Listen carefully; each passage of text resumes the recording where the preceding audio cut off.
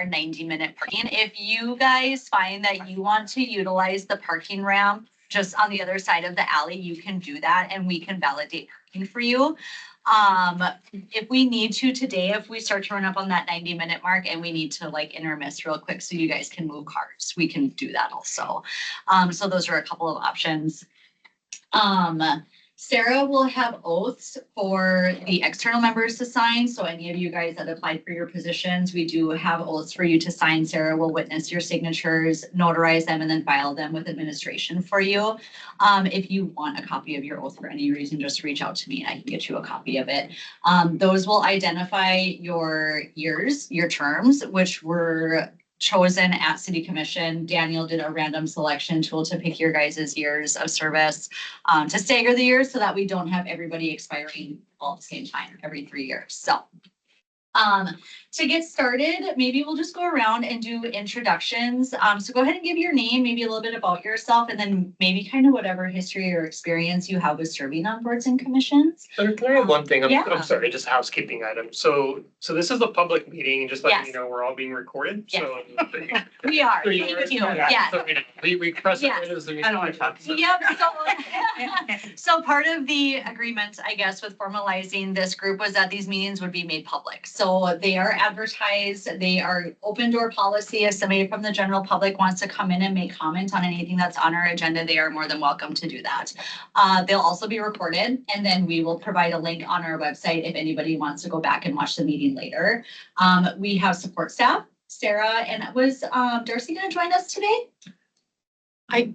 Not this time. Okay, that's okay. She just started. Yep, we have support staff, so we have some admin that'll kind of be working with me to make sure that we keep everything organized for you guys, getting communication out, getting agendas posted, all of those items.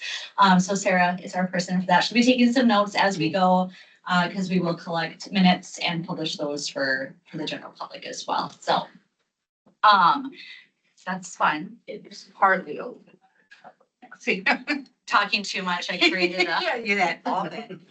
So I guess to get started, obviously, I'm Hillary Balsam. I'm a planner here in the planning department for the city of Bismarck. I'm also the CDBG program administrator. So it was kind of my wild idea to formalize a committee and create more work for myself. So, which brought all of you fine people here. I have been in this department for 13 years, serving in multiple roles in both support staff and administration. I spent some time down at the Public Works office, and then they were nice enough to let me come back and serve as a planner and administer the CDBG program.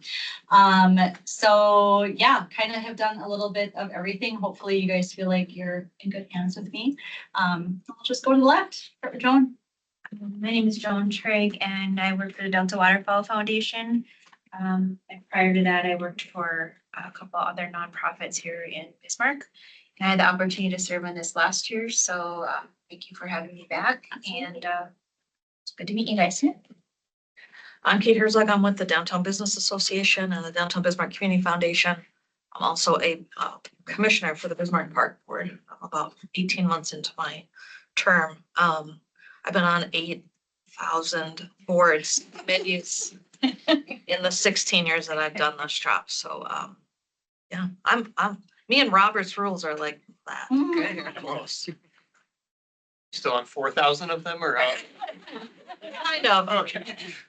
Yeah. I'm Daniel Nairn, Planning Director here in the city of Bismarck. So the planning department includes Community Development Block Grant, HUD programs, as well as MPO, which does transportation related programs for our region, and then planning items and zoning subdivisions, those sort of things. So that's what our department handles. I'm Eric Lund. I am the comptroller for the city of Bismarck, also the acting finance director.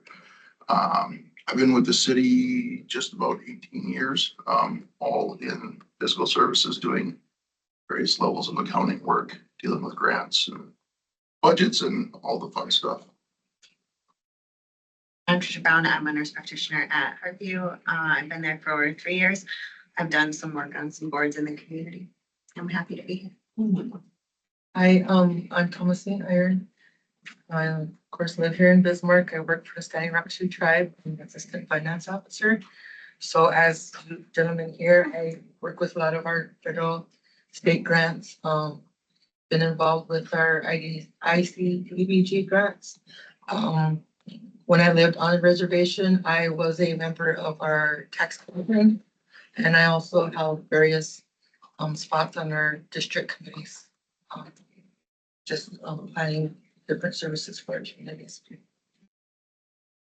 I've been introduced, but I'm Sarah Fricky. I'm the admin for both planning and building inspections. I'm Kim O'Neill. I'm the grants coordinator for the city of Bismarck. So I have oversight and do the financial end of all of the grants that come through the city of Bismarck. I'm Joel Kostelecki. I'm with First International Bank and Trust. I'm a commercial lender there. I've been banking in the Bismarck Mandan in commercial lending for over 20 years now. I'm a 40+ year resident of Bismarck Mandan. I've been on a number of public, private, community boards and different advisory committees. Hi, my name is Holly Triska. I'm the state refugee coordinator in North Dakota. We have a national board it's called State Coordinators of Refugee Resettlement, SCORE. Every state has a state refugee coordinator, and we have an executive board. I'm on that executive board. There's 4 of us that are elected nationwide. And then I also been really involved, not recently, but historically, we're kind of stretching back a little bit with Big Brothers Big Sisters, and I used to serve on their national board. But I have no experience with committees or commissions. Pretty excited about being on the phone. Well, I'm the retired old lady of the group, but born in North Dakota, but lived my whole life in California, business owner, involved in downtown and community, and also as a private fiduciary for the county with housing and all of that. And here I am. I'm sorry, did you say your name? I probably not. I said I'm the old lady. I heard that. I'm not putting that. I'm not. You don't have to go. I'm not gonna put a Lady name down to there. that. Karen Fulford. Sorry. Yeah, that's all right. Yeah. Welcome. Great. Thank you so much for that. Feel Before, free to get Renee. Sorry. oh, well, yes, Renee. Tatia, Hello, thank- sorry, I'm virtual, but Renee Mock, Bismarck Burley Public Health Director. I have been in this position since May of 2013. Awesome. Thank you. So I'm going to move into a program overview, just kind of a really kind of high level, exactly what it is we are all doing here today and why. So the city of Bismarck has been an entitlement community under the HUD requirements. We actually received our first allocation from HUD for CDBG grants in like the early 90s. So we've been receiving allocations for over 30 years now. Primarily has looked just as CDBG. Community Development Block Grant has been, traditionally the type of grant that we have administered out of this office. We have taken on some home grants in the past. We now have North Dakota Housing Finance Agency administering all of the home grants. We have also received NSP, which was Neighborhood Stabilization Program. And I believe there may have been another one in there that I'm forgetting. The way we structured this and the reason that we chose to formalize this group is it was always kind of a process of staff invitationally just picking people to come in and say, hey, we have these grants to administer and these funds to allocate. Would you be willing to participate in this process? The last few years that we've gone through it, it has kind of trended more towards maybe needing to be more formal, being individuals that have all had the opportunity to apply to be here. And so we just opened it up for the general public to all apply as they were interested, and just make it a formal committee, which is why all of you fine people here today, and we so appreciate it.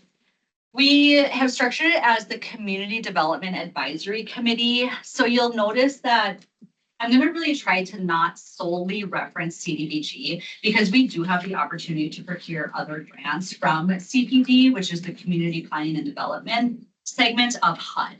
So if we see an announcement come through and we're like, hey, this is something great that we could apply for and possibly take on more grants, those would be dollars that this group would then sit down, have that conversation, decide where those dollars are going to go. We're in a really good time of year right now. So the CDBG program, which is the dollars that we have now, the program year starts in June. So we run from June through May. There is an announcement open right now.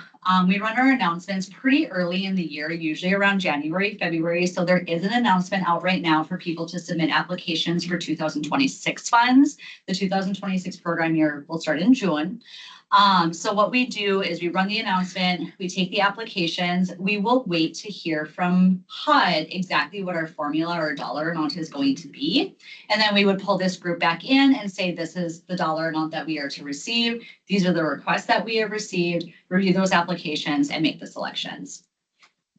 In a perfect storm, we would have that allocation amount in February. It has not always gone that way. Sometimes it's as late as April and May before we actually get that number from HUD.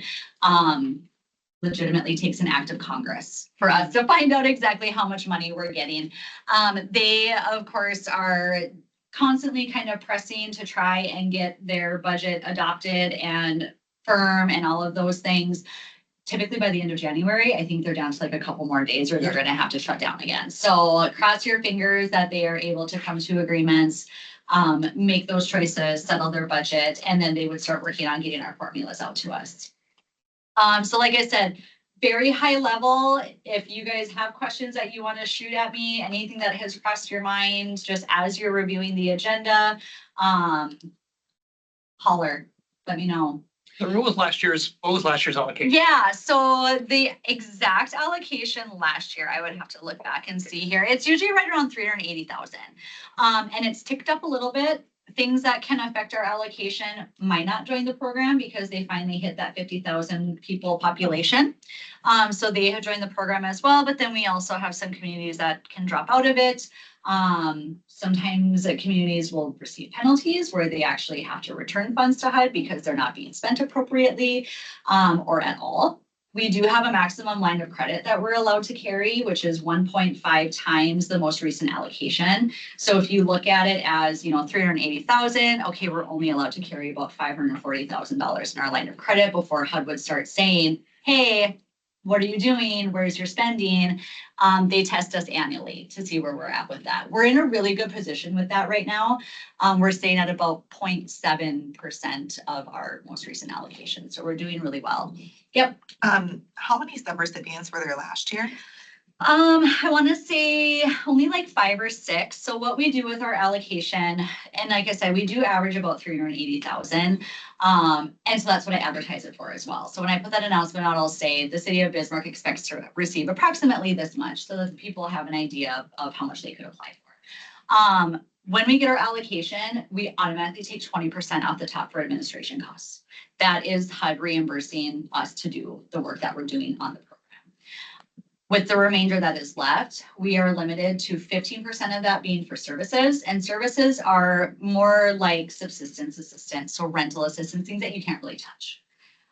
So services, we can do like payroll reimbursement for certain services, and then the remaining 85% of that portion goes towards remodels, rehabs, more of the construction related activities, improving ADA accessibility, all of course to low to moderate individual services and households needs to be the benefit. So I want to say if you include administration, I think 5 or 6 activities in the 2025 program year.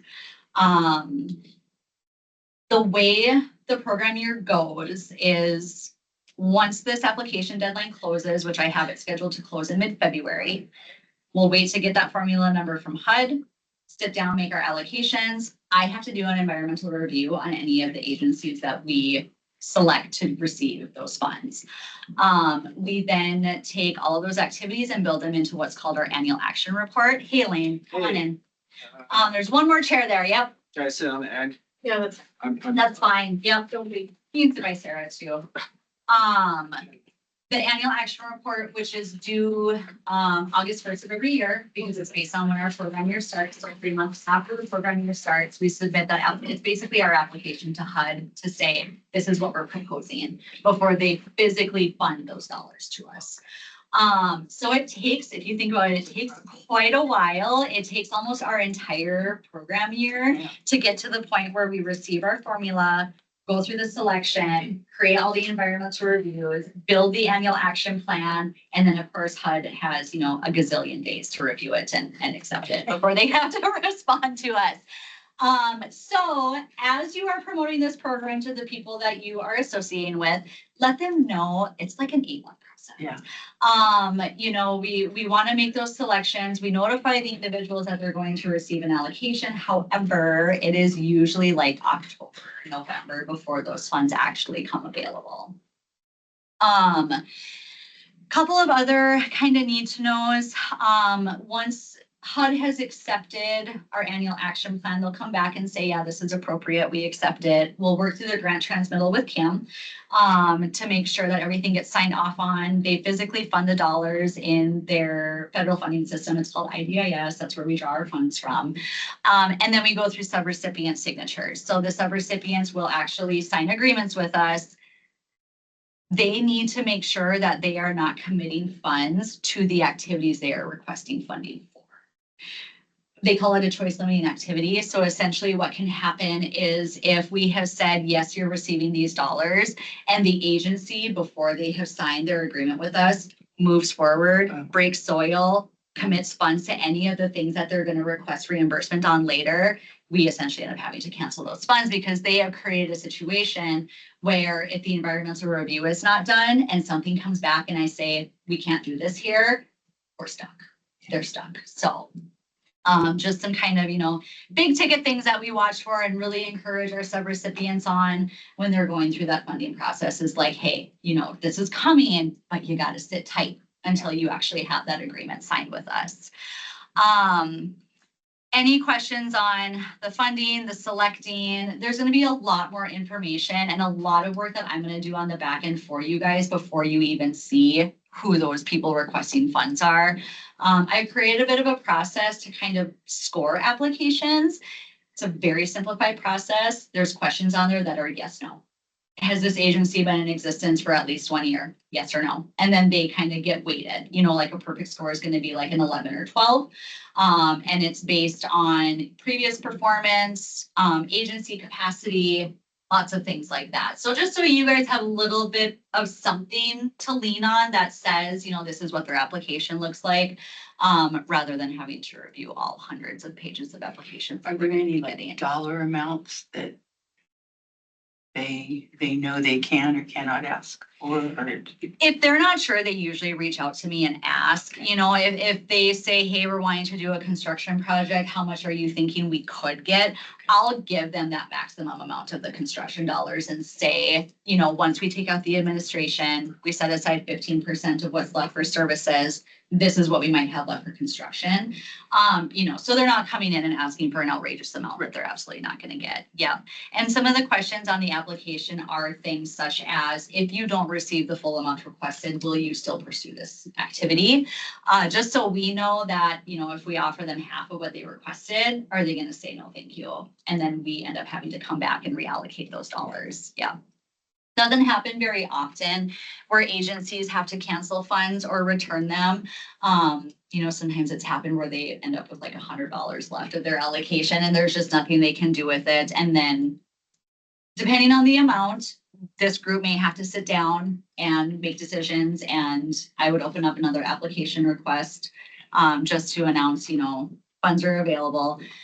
For the most part, it's going to be this time of year, this one time that we are getting a new allocation, and the group would have to decide where those dollars are going to go. Do you want to introduce yourself real quick? I'm Lane Hopper. I'm the Grant and Development Manager at Newsville Resource Center. Also involved in quite a few things like Homeless Coalition. I work for the ARC too, part-time. You're putting me on the spot here. We all. Everybody else got to do all that. You're good. I don't have my 10-second elevator pitch. Yeah. There you go. That's okay. So that being said, now that you guys kind of know, what the structure of coming together and reviewing that information is going to look like, we have the luck of picking a chair and a vice chair. Somebody that's going to run our meetings, kind of stick to the agenda in the event that we do have members of the general public come in and want to chat with us, kind of coaching them through that process. I would entertain volunteers for those positions. I would entertain somebody saying, I nominate so-and-so. And then a voice vote on those nominations or volunteers. I'll just kind of open it up and see how you guys fall on it. I did tell Hillary that I would do it if nobody else wanted to do it. So if anyone else wants to, we certainly can. But I'm happy to, Robert's rules, us and keep us on time in a German kind So of. when Kate says Robert's rules, so when it comes to, we're an advisory committee, right? We're not an authority. But we will make recommendations to the city commission on the decisions that are made here on who we're going to fund. So when Kate says Robert's rules, that's gonna be like, this is my motion, somebody will second it and we'll do a voice vote. But I am happy to Changing just sit in this motions. chair as well. All of the things. I don't expect this group to have a very, very large public attendance. But in the event that we do, though, they would be Would be recorded. we are being recorded. Yeah, we are being recorded. So the suggestion when we pitched this idea to Mayor Schmitz was that we probably didn't need to be live on DMA, but he did prefer that we record them and make them available for the general public. If somebody came to me and said, hey, I would like the Teams meeting link to tune in as well, we would provide that to them. Yeah. Yeah. Does anyone want to fight Kate for the chair position? Yeah, as a new member, like I would. Yeah, I would say, support. yeah, me too. I would support you. Oh, well, thank you, thank you. Yeah. I don't have any cash to give out just yet tonight. All right, so we'll say, I'll just do a voice vote. All in favor of Kate serving as the chair for the CDAC, say aye. Aye. All opposed. No, you can't. And Kate is in term through 2027, so we've got 2 years that she can commit to that position. And then anybody wanting to volunteer as a vice chair in the event that Kate is not able to fulfill her duties.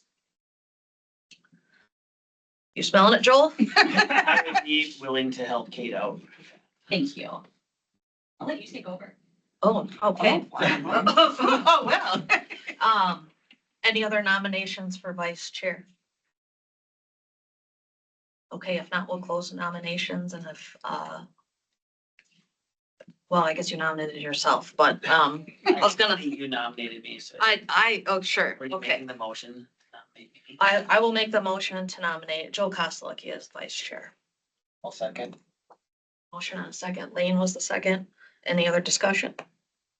If not, we can just do a voice vote. If all those in favor of having Joel as our vice chair, please say aye. Aye. Those opposed, same sign. Motion carries. Congratulations, Joel. I'm very happy for you. Leadership, see? Yeah. Want to just go down the agenda? Okay. Yeah. Is there anyone here in the public that would like to comment? We are all required to have a public comment period as well for all meetings. So anyone here from the public want to comment?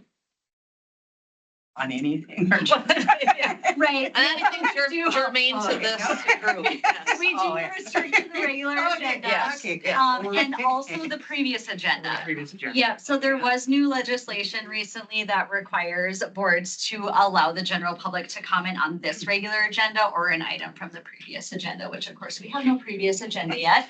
But we will in the future. So if they wanted to bring something back for discussion, they could potentially do that. Awesome. Okay, well, hearing none, seeing no one from the public, we'll close the public comment period and move to item number 4, which is the regular agenda. Item A, review of the draft bylaws. Hillary. Yeah, so bylaws were provided to you guys as an attachment to your agenda. They're honestly very generic. They're very kind of just your regular, what you would see for an advisory committee type bylaws. There's a couple of things, and if people have brought comments already, please interject as we kind of go through this. Like I said in the beginning, so the purpose of the CDAC, I left this broad as any of the grants or funding that we would receive from HUD CPD office, just so we're not restricting it to CDBG funds only. There have been a couple of funding opportunities that the city has sought out in the past. Unfortunately, we were not successful with them. But in the event, again, that we were to procure any of those funds, they would fall under this authority's purpose. Yep. Yep. The bylaws reference the consolidated plan. I should have talked about this in the beginning. I know that every single person in this room read all 300+ pages of our consolidated plan. Yeah, Daniel actually has. He actually has. Thank you. The consolidated plan, it's our 5-year plan. So it's kind of, the goals that we want to really push for over the next 5 years. And it really helps us guide decisions as well. When those applications do come into this office, we can look into our consolidated plan and say, this is a big goal of ours. We should consider funding this. So it's just kind of the responsibilities of upholding the consolidated plan, putting objectives into the annual action plan. I believe I had shared our citizen participation plan with everybody as well. So the citizen participation plan is a requirement of HUD to participate in the CDBG program. And it basically says how we're going to remain transparent to the general public. It identifies how many public hearings we're going to have every year, when we have to have a public hearing, when we have to announce that we're allocating funds. So just that the actions of this committee would be in line with the citizen participation plan. The composition of the membership. So any of you that applied for your position here and were appointed by the city commission are one of the up to 13 members. The other 5 positions have been reserved for staff members. So Kim, Renee, Doug Wiles is the assistant city administrator, Eric as finance, Daniel as planning. And then Renee as public health would be those roles that are reserved. And again, they're not reserved by name, they're reserved by that position. So as the public health director, Renee serves. As the planning director, Daniel serves. I have one question. Yeah. Is there anything that this committee would potentially address that isn't related to HUD? Not likely. Nope.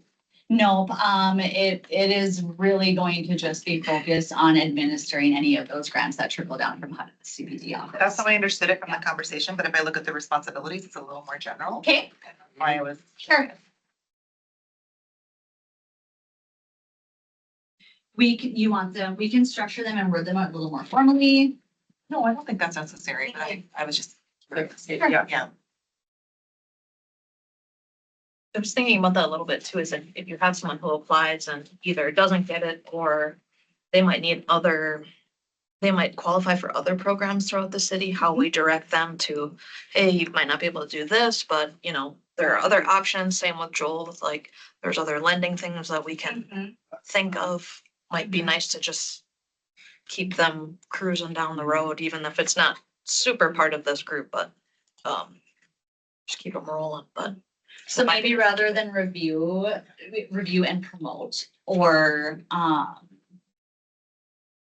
you guys want to word those, or add another vessel for you to connect those individuals to other opportunities. Something about pathways, like develop pathways, maybe.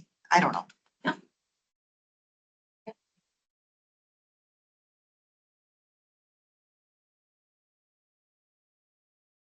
we also have any other ideas on responsibilities?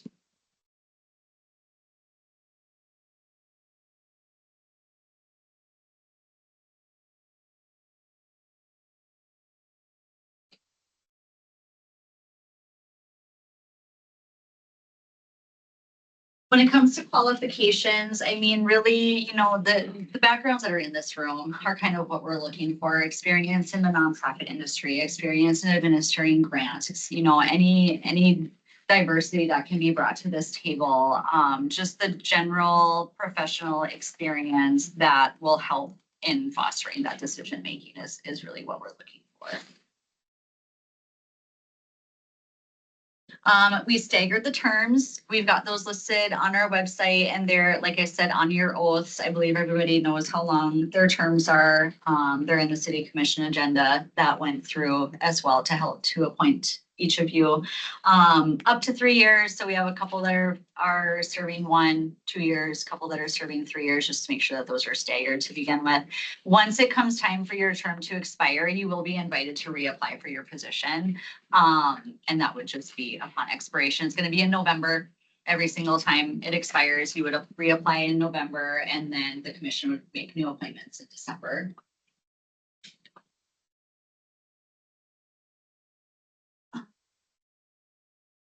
So there's no extra compensation for vice chair or chair. Just want you to know. My No apologies. raises, no Yeah. benefits. Yeah. It may even cost you. It Tell- probably tell- should. tell us each day. Hillary, Yeah. is there a limit on terms? No, Okay. nope. Not yet. If you guys want to add that, we sure can. Actually double the compensation for each chair. Thank you. Three Yes. times zero is. Still 0, but 2 of them. Yeah. Working your way up. Removal is kind of maybe a bigger one that we should talk about. I just plugged in 3 consecutive regular meetings. I don't know if you guys think that that's too many or not enough. We will talk about a meeting schedule today as well. So if that is something that you guys want to adjust based on how often you decide to meet, we could do that as well. And of course. Meeting again. Every quarter? Well, we would probably shoot for quarterly. I'm gonna leave that up for discussion for you guys. That, I know that's how we had announced it. There's just a couple things that I want you all to consider when deciding that meeting schedule and moving forward with that. If you think quarterly is enough or too much, or how you want to structure that. Okay, sure. So we can come back to that if the meeting schedule will affect 3 or more. Yes, and no compensation except for the pure joy of being here, out of the goodness of your hearts. Okay. We will do chair and vice chair annually. So annually in January, at the beginning of the meeting, we would do a new chair and vice chair selection. Chairperson presides, vice chair assumes the chair's duties. If you are both absent, the members shall elect a temporary presiding officer, which is pretty standard practice for other boards and committees. So yes, and I do have in here that you would meet at least quarterly to fulfill your responsibilities. Once we're done with reviewing these, I'll kind of again talk about some things that might impact your decision on how often you want to meet. I will notice the meetings at least 7 days in advance, and by noticing them, it's just going to be putting them on our website. The chair can call a special meeting with at least 7 days notice. Quorum, we haven't really talked about a quorum, Daniel, and if that's something, so other groups have done quorums, which can be either a certain number of the people appointed, or it can be a certain number of the people present. There's only one board that is restricted on that, and that's the Board of Adjustment. They are required no matter what to have 4 people. Doesn't matter how many, if there's only 4, if there's actually 5, it's not a majority, it's just they have to have at least 4. This board is not limited. We could say the majority of those present, we could say the majority of those appointed. And again, we each get 1 vote, or you each get 1 vote. We aren't permitting proxy unless that's something that you guys want to explore, which would just be saying, I cannot be there, I get proxy to Tricia for this meeting, which then your vote would go with her vote. If you, however you opt to do a quorum, another thing that we should ask is, do we want quorum calls to be made the day of the meeting? That is a service that we would provide and contact you just to make sure that we would have enough to open the meeting. We have 13 positions, so if you want to call a quorum 7, it's up to you. And there are those 13 appointed positions Full. are all filled. They're all filled. Yep. Okay. You know, sometimes the difference in quorums comes when they're not all filled. Like if there's a situation when we just can't fill, somebody has dropped out and we're waiting on a refill. So the question is, would that empty seat be counted as part of your quorum? Yep. And so I think the way you have it written here is that it would not count because it's the majority of appointed members, not seats. Sure. Right. So I think that's how it's written there, if that's your wishes. Somebody else have any other thoughts? Sometimes we've done it where it's a 2/3 majority and that's like the majority of the people in the room and that might maybe, I don't know if it's the easiest, but it's helpful to, then you just go by who's in the room. Sure. It's a little hard to predict now just to see Mhm. what, when we actually are gonna be meeting and who can all make it, but. Because we will be allowed to meet by Zoom. Also, Always. correct? Always, yeah, Teams, yeah. whatever. yeah, I can continue to offer that. Well, one thing is like the missing 3 consecutive regular days without cause. That would basically mean attending 1 meeting through in the year, you know? Yeah, that seems like 1 meeting without cause is kind like if we're talking about without cause, you know, because typically you're gonna have a reason why you can't attend and it should be no big deal, you know? But if it's like without cause, I don't know, I would maybe change that. But I'm assuming we will like be meeting more often once we receive funds in and Possibly. and we will have some, because there'll be times throughout the year, but we will need to meet, Possibly. you know. So we can talk about that. So a couple of things that could impact how often you guys are going to be. And again, it's completely up to all of you. If you want to just set a quarterly meeting schedule and say, we will meet this whatever date of the first month of each quarter at this time, that's fine. Couple of things could happen with that. So in the event we have an agency that say today after we're done with this meeting, somebody contacts me and says, I can't use my $50,000. They return it to me. We do an agreement to zero out that funding and make it available. Put it through an application process because that's a pretty large amount. We're going to want the general public to apply for it. Now we don't meet again until April to have that conversation to decide who gets those funds. So there's a little bit of a gap there. If that is something that happens, it has happened where we had to cancel funds and then they sit available and then we don't get to meet until April to decide who's going to get them. So we could do, quarterly, we can do monthly just to receive an update. We can do as needed. We can do quarterly and as needed. Quarterly and then special meetings. Right. Yeah. Essentially that. Yep.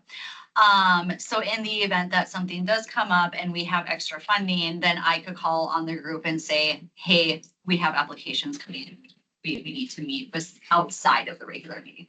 Quarterly and as needed. Yeah, Me I too. agree. Yeah. Is the method used to schedule this meeting a good one for special meetings in the future? I mean, I took a couple. If it works. But once a month. Not the first time. Yeah, just so we know. Yes. Hillary has no idea what went wrong with that. Totally understand. So the CDAC shall meet at least, so we'll just say it shall meet quarterly or as needed to fulfill its responsibilities. Sure, yeah. Or is it quarterly and as needed? And, Yeah. sure. I don't know how everybody feels about that 3 consecutive meetings without cause, but for some reason that just seems like, why would you have somebody on the committee that's gonna miss 3 meetings without cause? You wouldn't get rid of him Like- until the end. Like, why would you wait that long? Kind of thing. But I don't know, that's just me. You can leave it. Yeah, I do think at some of the other city boards, if people don't show up, it usually either the staff or the chair calls them and is like, What's going what's the on? deal? Is something you can still do, or would you like to give up your seat? So I think we can somewhat, if that does happen, we'll have Hillary breathe on them and say, what's the deal? Yeah, remember you filled out that application. Yeah, yeah. Are we doing quorum calls for this board? Have we decided that? That's, a lot of our boards will call in the morning and ask, and try to get a sense of who's coming. We can, if that's like I said, that's a service that we offer. Would you have to do that? Sarah would, or Or staff, Darcy or something. support staff, Somebody would, or admin. probably not be. We can, Yeah. It makes sense to do that. Yep, so that being said about the meeting schedule, and then the consecutive, or removing a member on how many consecutive meetings and the quorum.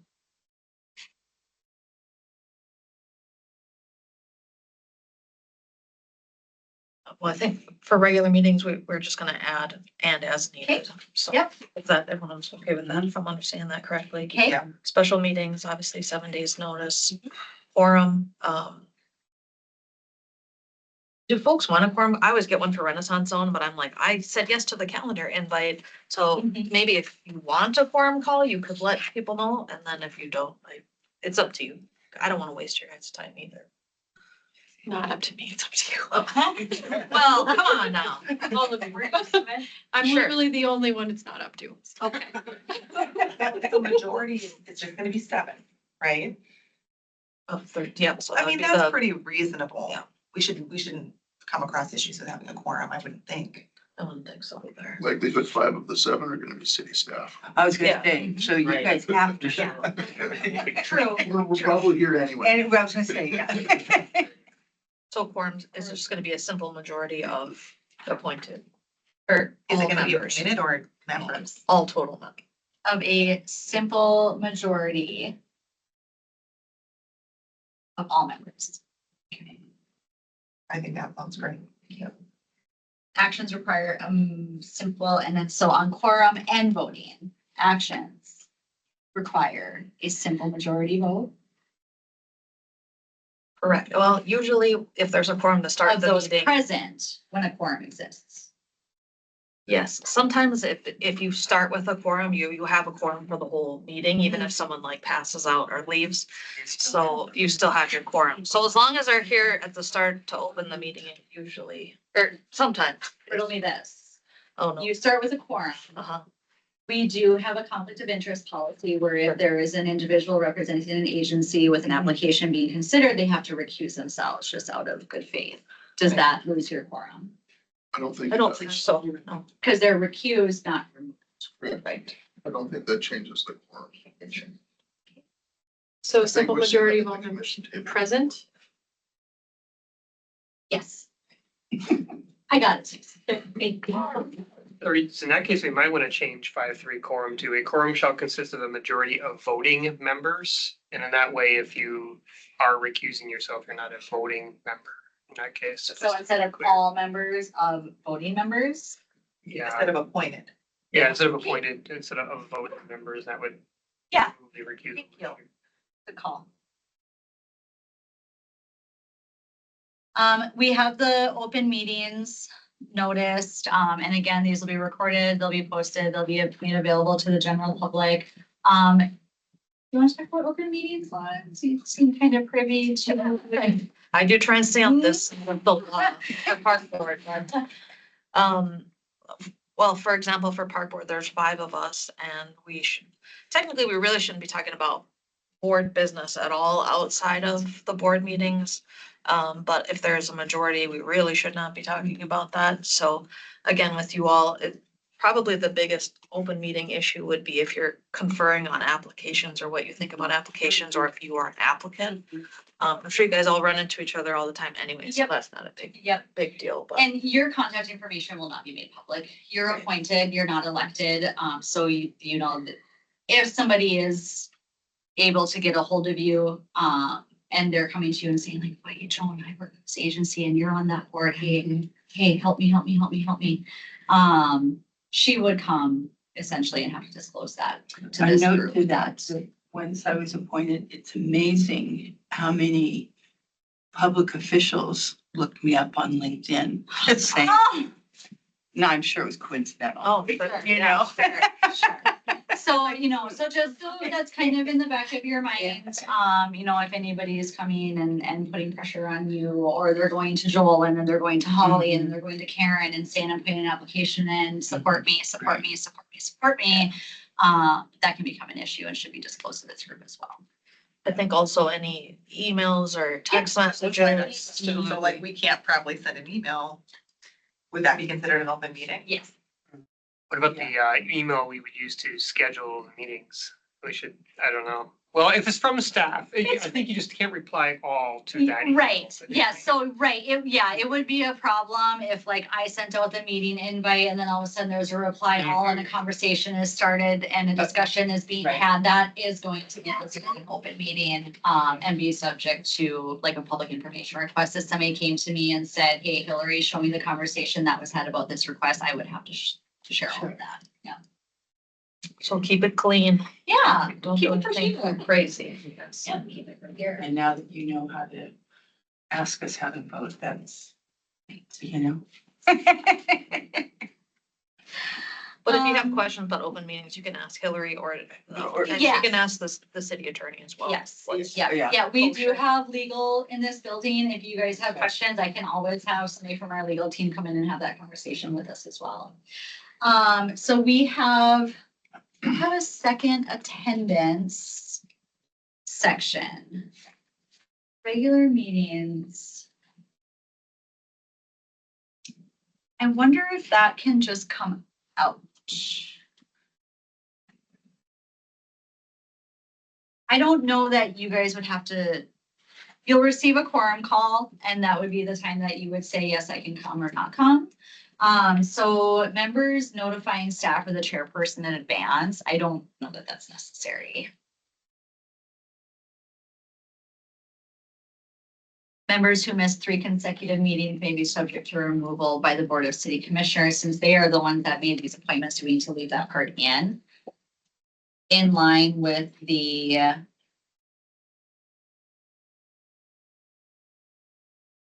missing 3 consecutive regular meetings without cause. Leave that part in, remove the members notifying staff. Yep. We're doing the quorum call. Okay, yep. Remote participation, I know 2020 kind of threw us into a different time and made a lot of remote participation kind of encouraged. I would strongly encourage you guys to participate in person whenever possible.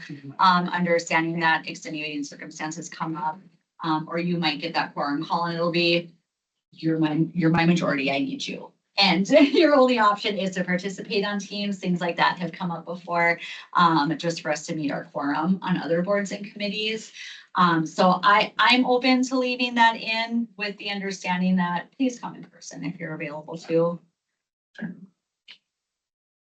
Or can I go back to 2 things on open meetings? One, I know like if there's gonna be a majority of people at an event, sometimes the city will say, we might have an accidental quorum, but we're not gonna be discussing any business. No action is expected to be taken. Do we need to consider that, Danielle? You can just post it and then. Sure. Okay. As a meeting of the CDAC committee. Yes, yeah. and Yep. Just to be safe. Yep. So if you guys are all at the United Way luncheon or something like that, you know. Yeah. And I can do that. If so, That for other boards and committees besides the city commission. we do. Planning commission, like we've had trainings where we expect a quorum of planning commissioners to be present and we'll post it and say they're all gonna be in the same room at the same time, but they're not taking any action on anything.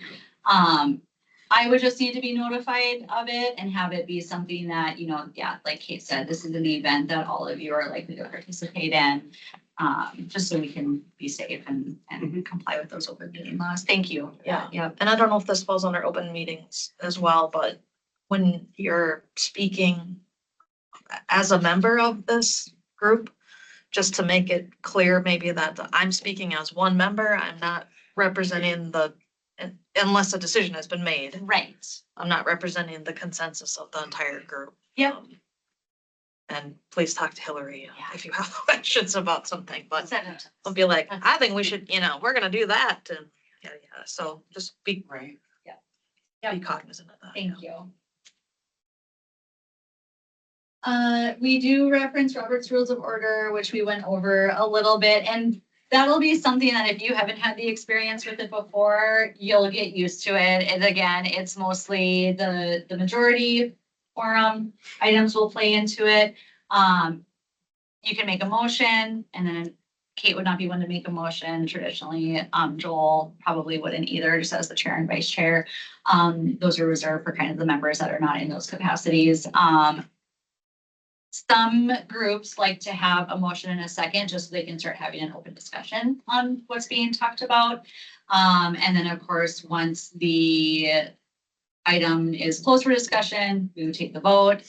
If something happens between that time and the person that made the motion goes, whoa, I think I changed my mind, you have to withdraw your second, you have to withdraw your motion, make a new motion. So it's like undo, redo, start the whole thing again. So we'll go through it. If something comes up and it's kind of like, oh, we need to, rely on Robert's rules for this, we'll make sure you guys are complying with that.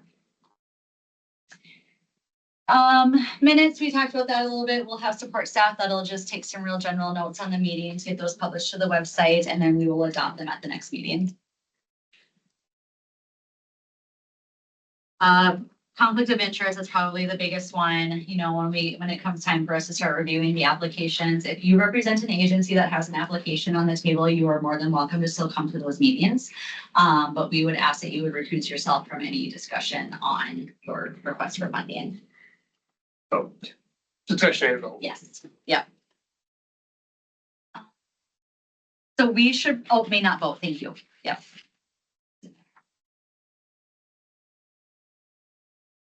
This group can form subcommittees or work groups as needed. I don't see that being something that we're really gonna have to do a lot of unless maybe, you know, if Kate comes and says, I want you guys to completely rewrite the bylaws, I don't like them, then she could form a subcommittee to just be a smaller group of this. My- Drunk with fire. To sit down and do that, but other things as well, you know, the citizen participation plan. You know, if you guys came and said, you know, I don't like how it's worded or structured, or it needs more or whatever, and wanted to form a subcommittee, it would be the smaller tasks, things like that for the program administration part of it. These bylaws may be amended by a 2/3 vote of the committee. Is that enough or, yeah? Okay. Yeah. At any regular meeting. So not a specially called meeting, and provided that written notice of the amendment has been distributed to all members. These bylaws will take effect upon approval by you guys. So I'll bring another version of these to our next meeting. Get them cleaned up, get those changes made that you guys suggested, and formally adopt them, and then we would have Kate sign them and file them. Anything else that stood out as needing changes or attention? Sal here, keep walking on this. I think we got it in.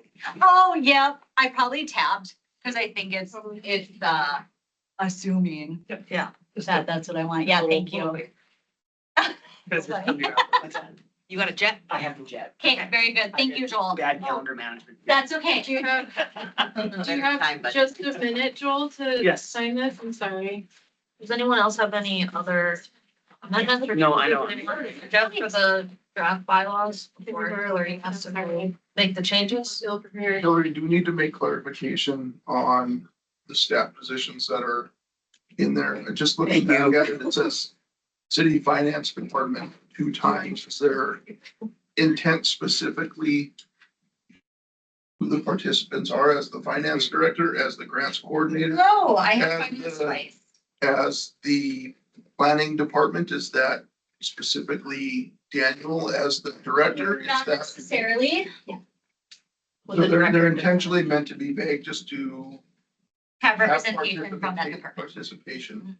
from those Yep. departments. And I think my intention was actually to have one of these finances be fiscal for Kim and finance for Okay. you. So I'll change one of these finances to fiscal. Thank you. Fiscal vision. Fiscal Services Division, I mean, it's a part of the finance department. Yeah. Don't say what's the difference. Just wasn't. Or like, what is the actual, It's a like, division of the department. Okay, I know. okay. Yeah. I would just. Yeah, so so 5 positions, 1 for public health, 1 for fiscal, 1 for finance, 1 for planning, and 1 for administration. I think because the expectation is kind of like, if, say, Doug's position was open, maybe Jason could step in and fill that role from administration. Okay. We've had a couple of different representatives from public health in the past. It doesn't necessarily have to be Renee. If that's something that she wanted to delegate to one of her employees, we would accept that. I would propose scratching the without cause, because to me, that just implies like non-responsiveness. I don't know. I just don't think it's necessary. That's personal, but I just know she's tough. You missed 3 meetings, you're out. I mean, yeah, I mean, if you think about it, without cause, it's like, you completely blown us off. You've been, Yeah, it's a whole year. It sounds like you've just been kind of non-responsive. I think just like, Does anyone feel strongly? Is anybody opposed to doing that? Okay. Joel's gonna come back and be the Oh, yeah, right, yeah. Without cause. And it's written as may be subject to removal. It's not like you're automatically out. Right, Yeah, right. So it's Like there's extenuating still a circumstances, decision. Right. but the without cause, like, Mhm. that doesn't take any of that into consideration, you know? You can be the attendant czar. I pay a lot of attention to words. No, we appreciate that. That's great. Okay, anyone have any other changes they want to make before Hillary makes the changes to the draft? Good, okay, let us know if you need. Maybe we might have mentioned this before, but the 3 consecutive meeting is duplicated, so it doesn't, it could probably be removed from In attendance and removal. the attendance section and just kept in the removal section, unless you think it needs to be in both. Well, though, you know, it could be. No, because then the other one is a little bit more specific, like it talks about by the city commission.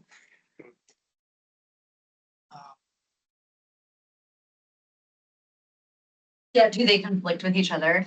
I don't think they conflict. The attendance section just was worded slightly differently, but it's similar. Members who miss 3 consecutive meetings may be subject to removal by the Board of City Commissioners, and then that's also above too. We already took out the second bullet point, so if you take out the other part of attendance, 5.6 is. I mean, I could, Yeah. You can just keep it as they're expected to attend. I mean, it could be as simple as that too. And then maybe just enhance the other bullet under, where is it at?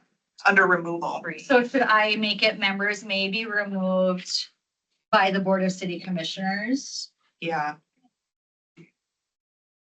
for missing 3 consecutive meetings, violating conflict of interest, or conduct detrimental to the work of the committee? I think that makes sense. Okay. And yeah, you. Yeah. And then attendance would just be members are expected to attend all regular and special meetings. Yeah, I think that's. And then this will be maybe removed by the Board of City. So at the next meeting, then we'll approve the Yep. draft with the changes. So if you have any changes before that or want to suggest anything, maybe get those to Hillary before we meet again. Be great. Okay, anything else on draft bylaws? If not, we will go to a discussion on the future meeting dates. So it sounds like the first month of each quarter is kind of what you guys have landed on. Is the poll preferred? Do you want to set a day of the week of that first month of the quarter or end time? I mean, it's completely up to you guys, and then as needed. Sure. And then we'll be in this room always, so we'll need to make sure there's availability in here. Doesn't run into your guys' other stuff. Yeah. But, We can make priority. okay. So we'd be looking at Thanks, Renee. April for the next one. Right. Hillary, can you go back with the timeline of applications closing when the grant funds start to become available and issuing those things? Does it make sense to be doing it on the first month of the quarter with trying to avoid calling more special meetings because the timing doesn't work out? So ideally, as long as HUD can get our formula to us in February or March then, which they have and they haven't, depends on the year. Me and in April would be just fine. Okay. If they don't get me that allocation until after we meet in April, then we, yes, would sit on those until July, and that's way too late. Then we would have to call a special meeting and say, hey, we received our number, we need to look at applications now. Because we're up against that August submittal of the annual action plan to HUD as well, which takes some preparation on our end. Especially when you factor in the environmental reviews that I have to do and get those to pass and everything. Also, there's some work to do in between making that selection, or you guys making those selections and me actually building them into our report for submittal to HUD in August. So in a perfect world, April would be awesome. Sure. And then in terms of the annual action plan, is it the intent that this group has any influence in the annual action plan or approval of that thing before you submit it in August? You know, I think that that's something that I would probably share with this group and say, hey, it's been prepared. Here's the draft that we intend to submit to HUD. If there is input or you guys have questions on kind of what that looks like.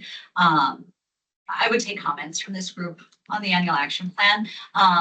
But I don't think it's something where I would say this group needs to meet and approve my submittal. I mean, I think that's just a little more in depth than it probably needs to go, but at least then the group could look and see if this is the selection that we made. Did Hillary build it into the report correctly and based on what was agreed on? That would be fine.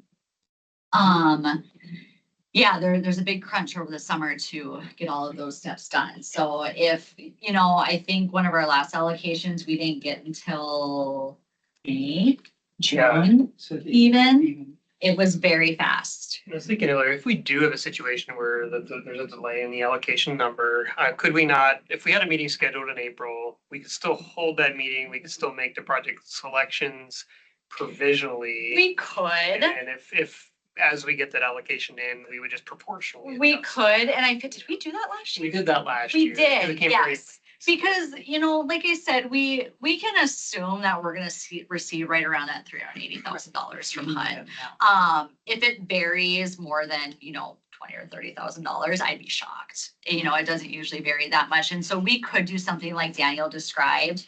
I'll have all of my applications. I think I have them scheduled to close like on February 15th or 16th. That would be plenty of time for me to prepare the information that you guys need for that April meeting to, sit down and say, we'll just use AID as an example. They've applied for things before. AID is requesting this much based on the allocation. We have approximately this much. Make it a proportional adjustment based on what comes in from HUD. So yeah, we could do it that way. What is the average amount of applications you get? I think 10 to 12, probably. And repeat? A lot of repeat participants. Yep, a lot of repeat participants. So that's kind of why we have this group, is to decide, you know, do we spread it out and give everybody something? Do we consolidate it a little bit more and do a larger allocation to one or two? Those are discussions that are certainly going to come up as you guys are looking at these applications. I mean, in all of the years that I've been with the city, we've done it a variety of ways in how CDBG has allocated funds, where we've given a little bit to everybody, and we have 10 or 12 sub-recipients that Hillary and Kim are having to monitor, and the administration part is quite significant. Yeah. And in terms of what we're handing out to some of these entities, it may not be meaningful enough for them to accomplish what they're doing. And we've done other things where we've trimmed it down to 4 or 6 sub-recipients and hoping that we can be more impactful with the money that we're giving them. They can actually complete some of these projects, but then thinking about it, knowing that maybe you can't award the same entity year over year over year, that it might have to start to be on a rotational type basis to consider. All of the agencies that we fund have to have nonprofit status. So it is also kind of an understanding when they're going through these applications, they can't treat it like a guaranteed funding. As much as we would love to fund everybody, you know, it just, but those absolutely, and we might have a year where we get 2. Right. And we can turn around and say, great, you got everything you asked for. Yeah. It just Right. really depends on what we get. But yeah, usually, Karen, probably between 10 and 12 applications. And I would say half for those like rehab and construction type things and half for services. So the announcement doesn't specify like the number of wards or amounts or anything like that. So we can, once they come in, we can look at quality and. Absolutely. Okay. We'll look at those scores that I give each application as well, based on previous participation. Well, yeah. Yep, the consolidated plan needs will come into discussion as well.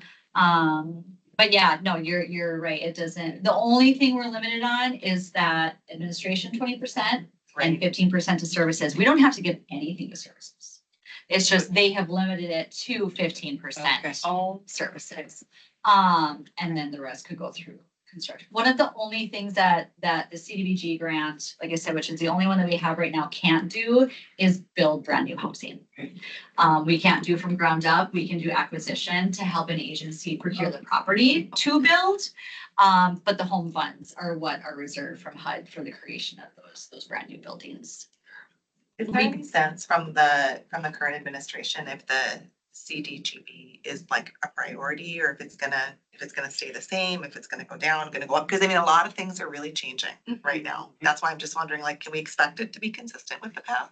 Do you think? I think so. Yeah. We hope so. Didn't you see there was an announcement recently? The There, flood? there was an announcement. So, the current administration's recommendation was actually to completely eliminate CDBG, home, ESG, public housing vouchers, things of that nature. The House and Congress basically came in and said, we're not doing that. We're gonna fund something. So I am part of a group. It's the National Community Development Association. And they keep us really up to date kind of on the happenings of Congress and what they're doing. So they did do a appropriation.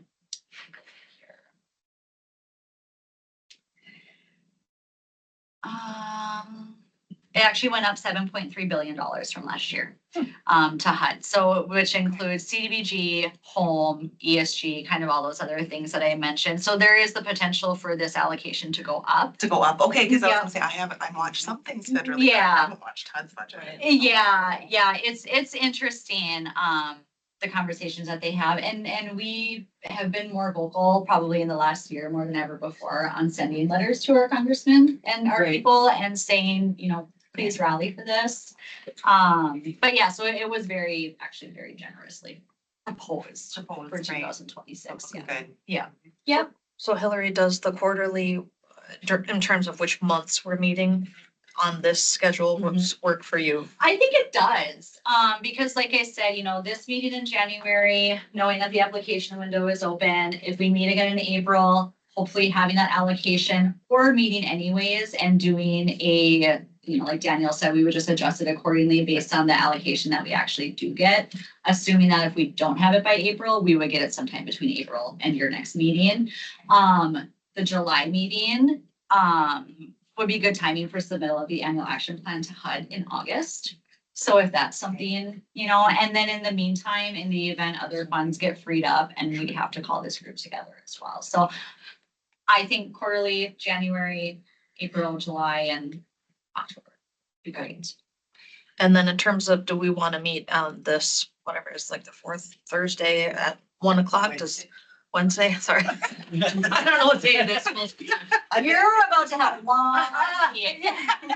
Here's my story. It was my 16th work anniversary yesterday, but I didn't know it was January 27th. So at 4:00, we're like, oh, we should go for have a drink or something. Yeah. Great.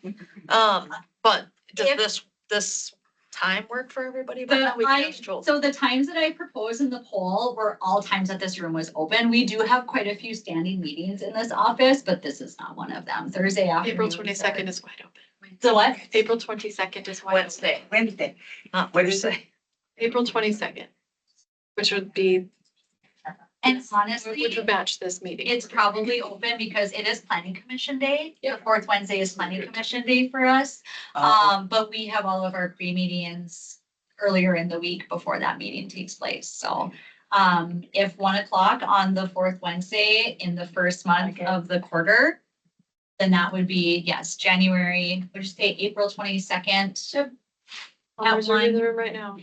And the meter maid goes by about 1:45, so take after that.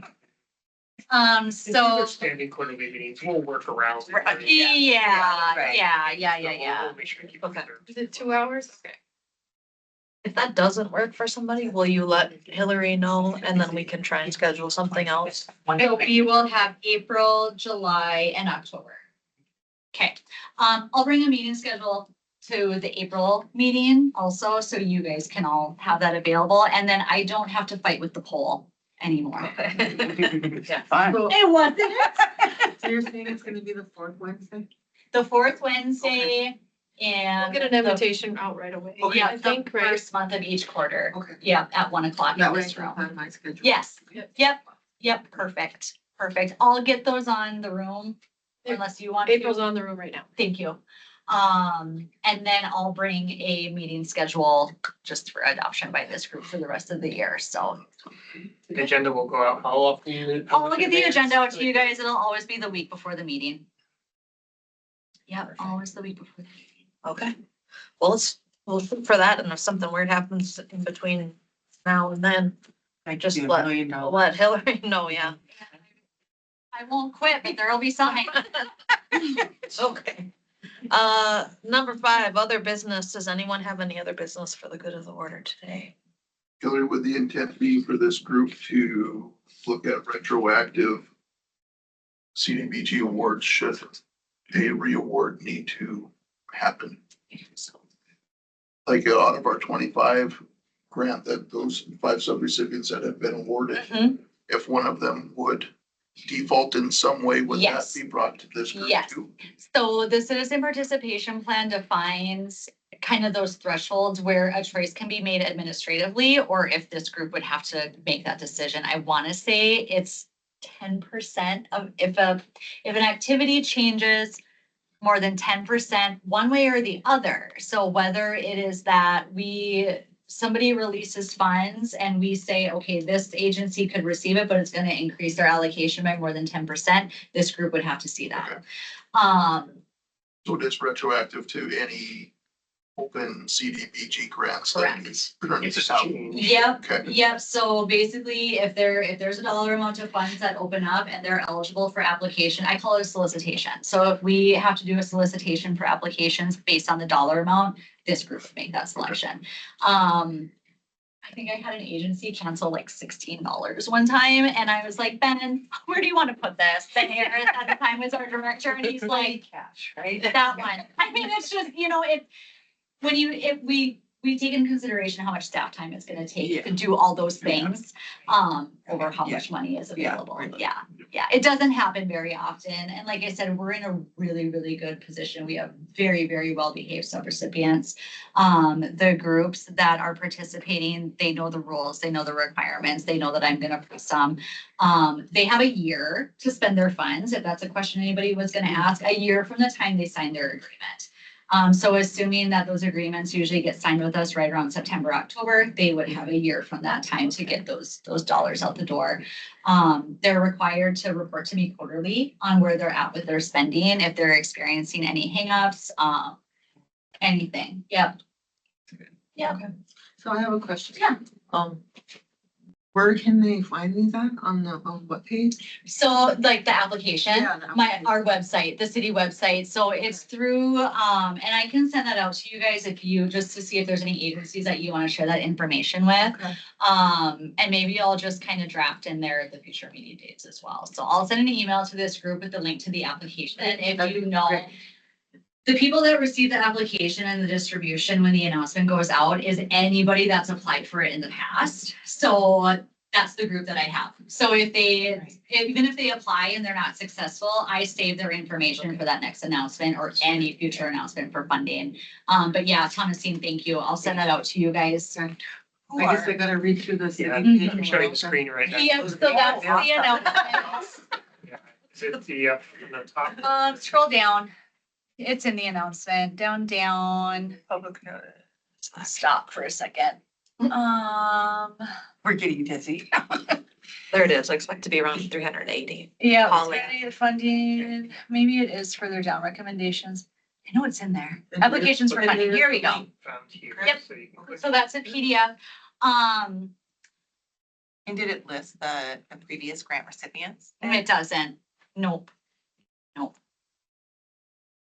We generally don't post those. Okay. If that's something that this group feels strongly I about. was just then curious Yeah, who they were. yeah, sure. I can send you allocations and the information. You could go through our previous annual action plans as well. I could take a look at the annual action plan. Yeah. I was just, because you said they were nonprofits, so I figured it's Yep. probably entities I'm gonna be familiar with. So our 25 grant funds were awarded to aid Early County Council on the Aging, Bismarck Public Schools Ministry on the Margins, and Uspire. Okay. Yep, Uspire, they operate a Healthy Families Program. That would be a service. So Uspire is a service, BPS is a service, AID is a service. Senior Center and Ministry on the Margins were those more hard dollar costs, those hard construction costs, yeah. I'm excited to see that. I think you make a good point, though, that it wouldn't hurt for us to just list the past recipients and just a brief description of what their project was, because that might alleviate some questions that you get. in terms of if new nonprofits or if others are considering applying, like, well, what kind of projects have been funded? Sure. Yep. Yep. Right? Yep. Like, And they're not The gonna whole know, thing, but, yeah, you know, they're not gonna it's- know to look at the annual action plan. No. But that is where they get built into. It's in our, and even if we receive canceled funds, I have to go back in and amend the annual action plan where those projects initially were and create an amended version so that that is still public and shows the new activity. But yeah, the general public isn't gonna know to. Because have we to look ever there. done, and I don't know what the laws are with this, so I'll preface it with that, but have we ever put anything out there showing what we funded in the past just to promote applications? So I'm looking for the, that reason. Yeah. Help somebody ID. Like Yeah. just saying this is something that your city dollar, you know, Yep. your dollars went to, I don't know. I Yeah. just wanted to- So more fun acronyms, there's a report called the CAPER, which is the Consolidated Annual Performance Evaluation Report, which is also a report that requires her participation in the program. And that is on our previous program year that shows, yes, where those dollars went, which projects, how successful they were. It looks at kind of like where we're trending in our 5-year consolidated plan. And the percentages based on what our original projection was and where we're at with accomplishing those certain goals. But yeah, we can certainly discuss some amendments to the website to include open activities or 2025 program year, or what those look like. Yep. I like it. Yeah. Based on, like on what Joan was saying, because like not so much just of like celebrating it is a piece, but then another piece of it is like maybe I'm a nonprofit that's thinking of applying, right? And Yep. when you kind of get a sense of what's happened in the past, you Yep. can sort of see like how you might fit into that or not fit into it, you know, so it might actually help to kind of promote it. And really, I could just do the document that we take to city commission, Okay. which is and that is actually a breakdown of who applied and who received. Okay. Is there interest in showing who also applied but was not successful? I would. No, I would say that. And the Grant dollar training amounts. is- Yeah. We don't do that. But those Okay, dollar the amounts bylaws. also show how we take off for administration and how we cap services too. So that's probably good for people to know. Otherwise, they're gonna look at it and go, $380,000. Oh, Right. I can do so much with that. Yeah. I can do so much. Yeah, yeah. Well, and when you present to the city commission, Hillary, I mean, I know sometimes when other committees present, you know, if we can be there to support Hillary when she does that, Sure. you can say, my committee's here. Mhm. That's always usually super helpful. Thank you. Yes. And so you guys will fully be invited to those opportunities. The first opportunity that we actually have for the 2026 program year is a public input opportunity on February 3rd in this room. It's like this meeting, we're not super heavily attended with a line out the door. But that is going to be the first opportunity for the general public to come in and just say, I see you're opening your 2026 program year. Please consider funding these opportunities or consider putting a little more money towards this or that, or, you know. So it's just, it's their window to kind of just use their voice and say what they feel strongly about. So, Maybe we can say whether or not you're able to come to those meetings, we'll always report back to you anything Yep. here in those meetings. Yep. So you'll- yep, absolutely. Anyone have any other questions for Hillary, Daniel, anybody? Any other business? Okay, before we adjourn, before you jet off, we need you to sign some stuff, so don't. I have all of your Out oaths the door. All your and my oaths, stamp. sign your lives away. Ready. Okay, You live here now. Yeah, this is it. all right, with no other business, we will be adjourned until the next meeting and Hillary will send that information out. Thanks, everybody. Awesome. Appreciate Thank it. you so much, you guys. Very appreciated. Great discussion, great participation. Thank you.